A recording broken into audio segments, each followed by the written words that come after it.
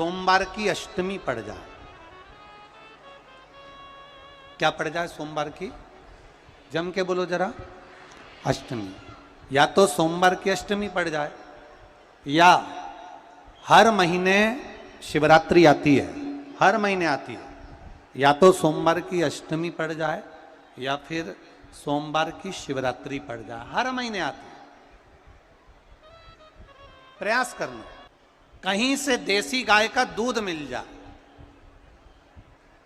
थोड़ा सा दूध देसी गाय का मिल जाए, थोड़ा सा दूध देसी गाय का, थोड़ा सा दूध अगर प्राप्त हो जाए, बेलपत्री के पत्ते से दूध कटोरी में लेकर, मात्र बेलपत्री के पत्रे से एक एक बूंद, अगर दूध आप एक बूंद अगर ज्यादा ना मिला हो, एक चम्मच भी अगर आपको दूध देसी गाय का मिल गया हो, और सोमवार की अष्टमी पड़ जाए या सोमवार की, जम के बोलो, शिवरात्रि पड़ जाए, उसमें केवल अगर देसी गाय का दूध मिल जाए, जर्सी गाय का नहीं हो, देसी गाय का अगर दूध मिल जाए, बेलपत्री के पत्ते से, तुम्हारे घर के अंदर अगर शिवलिंग है या मंदिर में शिवलिंग है या तुम्हारे नजदीक में कोई शिवलिंग है, उस पर बूंद बूंद, एक एक बूंद अगर शिवलिंग पर दूध समर्पित कर रहे हो, श्री शिवाय नमस्तुभ्यम, नमः शिवाय, या षडाक्षर मंत्र ओम नमः शिवाय, या 33 अक्षर का मंत्र महामृत्युंजय मंत्र, इसका स्मरण कर कर शिव जी पर देसी गाय का दूध समर्पित कर कर इस बेलपत्री को अशोक सुंदरी वाली जगह पर अगर आप समर्पित कर देते हैं, फिर आप जिस भी चीज के लिए अप्लाई करें, मेरा देवाधिदेव महादेव आपका हाथ पकड़कर खींचकर आगे बढ़ा ही दे। मेहनत करना, कर्म पूरा करना, पढ़ाई अच्छी करना, और पढ़ाई के साथ में विद्या अध्ययन करने के साथ में अच्छी मेहनत के साथ में देसी गाय का दूध भगवान शंकर को समर्पित करना, भगवान शंकर को समर्पित करना, देसी गाय का दूध धीरे धीरे धीरे धीरे समर्पित करना, भावों के साथ आप समर्पित करें।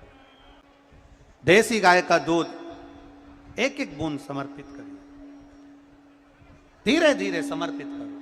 और देसी गाय का दूध जब धीरे धीरे समर्पित करें, बड़े रास्ते से, आनंद से धीरे धीरे जब आप समर्पित करेंगे, बेलपत्री वही दूध में सनी हुई बेलपत्र अशोक सुंदरी वाली जगह पर, उस समय पर डंडी का भाग शिवलिंग की ओर नहीं होना चाहिए, उस समय पर डंडी का भाग जहाँ से पानी बहकर जाता है अशोक सुंदरी की ओर से, वहाँ पर होना चाहिए। कार्य में सफलता मिलती ही है। शिव तत्व को धारण करें। सोमवार की अष्टमी का मतलब आपको इंदौर की कथा में बताया था, जिस दिन शंकर और पार्वती के मिलन का दिवस हो, और केवल एक माता पार्वती के अकेले मिलन का नहीं, 64 योगनियां तक भगवान शंकर से मिलने के लिए आती है।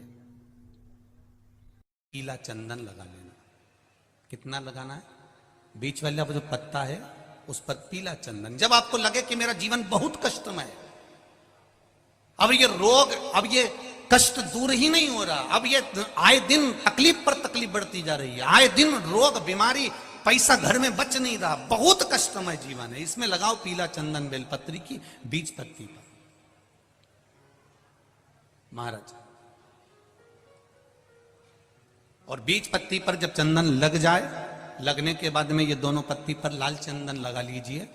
इन दोनों पत्ती के बीच में जो डंडी का भाग होता है, आपको कहा था, आपको स्मरण में होगा शायद, हमने जब बेलपत्री की महत्वता बताई थी तो उस बेलपत्री की महत्वता में कहा था ब्रह्मा विष्णु महेश ये 3 हैं, बोला था। बीच में ये बड़ी पत्ती से लेकर जो 2 पत्तियां होती हैं, इनके बीच में जो जगह बचती है, इसमें मां पार्वती के 64 योगनियां, मां पार्वती अपनी पूर्ण सिद्धि के साथ में जितनी भी देवी के स्वरूप हैं, वो माता 64 योगनियां देवी के स्वरूप में यहां पर विराजमान होती हैं। 2 पत्ती के नीचे से जो डंडी होती है नीचे तक, ये पूरी डंडी में 33 कोटि देवी देवताओं विराजमान होते हैं इस पूरी डंडी के अंदर। तो ये बीच वाली पत्ती है, ये जो बीच वाली पत्ती का जो भाग होता है, इस पत्ती के भाग में शहद का प्रयोग कर कर यहां पीला चंदन, लाल चंदन, शहद का प्रयोग कर कर इसी तरह से पकड़कर ये बेलपत्री की जो डंडी है वो अशोक सुंदरी पर जब आप समर्पित करें तो जहां से जल बहता है उस ओर पर इस पत्ती को चढ़ाकर केवल आपके हृदय की बात कहकर देव अधिदेव महादेव से कोई भी शिव जी का मंत्र, पंचाक्षर नमः शिवाय, षडाक्षर ओम नमः शिवाय, श्री शिवाय नमस्तुभ्यम या महामृत्युंजय मंत्र, जो शिव का मंत्र हो आपके पास में, उसको बोलते हुए देवाधिदेव महादेव को धीरे धीरे जल की धार चढ़ाना प्रारंभ करो। जल की धार जब पूर्ण होने लगे, उसमें थोड़ा जल बचे, तब अशोक सुंदरी पर जो तुमने बेलपत्र चढ़ाई है वहां उस जलधार को चढ़ा। ये प्रयोग आपको केवल सोमवार की अष्टमी पढ़ने पर ही करना है। कौन से दिन करेंगे? जम के बोलिए जरा। सोमवार की अष्टमी पढ़ने पर यह प्रयोग करें और जल चढ़ाकर बाबा से विनती कर कर उसी बेलपत्र को वापस उठाकर कहीं जलाशय में या किसी पेड़ के नीचे विसर्जन कर दें और एक लोटा जल वहां भी चढ़ा दें। बस निवेदन कर कर आ जाइए, मेरा बाबा 3 माह के अंदर हाथ जरूर पकड़ेगा और आपको दलदल से बाहर निकाल देगा। बात और आपसे कहेंगे, उतारिएगा।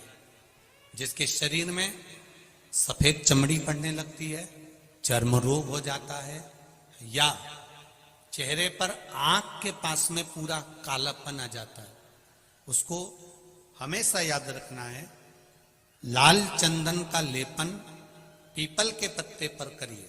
काय पर करना है? पीपल के पत्ते पर लाल चंदन का लेपन करिए। लेपन कर कर सोमवार की अष्टमी के दिन उसको लेपन कर कर वापिस निकाल कर शंकर भगवान पर उसका धीरे धीरे त्रिपुंड बनाकर लेपन करना प्रारंभ करिए। जब आप त्रिपुंड बनाकर लेपन करना प्रारंभ करें, उसके बाद उस चंदन को जो सोमवार की अष्टमी है तब निकाल कर लिया है और निकाल कर लाकर उसको डब्बी में रख लें। उस चंदन का प्रयोग चर्म रोग के स्थान पर थोड़ी थोड़ी मात्रा में करना प्रारंभ करें, पानी के साथ मिलाकर। परंतु उस चंदन को केवल 6 से 7 दिन में प्रयोग करिएगा, ज्यादा नहीं। धीरे धीरे चमड़ी, परंतु उसको सोमवार की अष्टमी के दिन सिद्ध कर कर बनाना है। उसको सोमवार की अष्टमी के दिन चढ़ाना है श्री शिवाय नमस्तुभ्यम या ओम नमः शिवाय या पंचाक्षर मंत्र या महामृत्युंजय मंत्र, जो आपको आता हो, शिव जी का जो नाम आपको याद हो उसको बोलकर चढ़ा दो। उसको लिया, फिर उसको अपने शरीर पर लगाना प्रारंभ करो। उसका फल आपको 15 दिन के अंदर धीरे धीरे धीरे धीरे प्राप्त होना प्रारंभ। लाल चंदन का प्रयोग शिव जी के लिए अवश्य। सोमवार के अष्टमी के दिन अशोक सुंदरी वाली जगह, सबको मालूम है ना अशोक सुंदरी की जगह, अशोक सुंदरी वाली जगह पर 7 हल्दी की बिंदी रख दी जाए। लड़का लड़की जिसका विवाह नहीं हुआ उसका हाथ रख दिया जाए और वही हाथ के छापे पीपल के वृक्ष पर 5 लगा दिए जाएं। महाराज 3 महीने में उसका विवाह पक्का हो जाता है। सोमवार की अष्टमी का इतना भाव है, सहज नहीं है सोमवार की अष्टमी।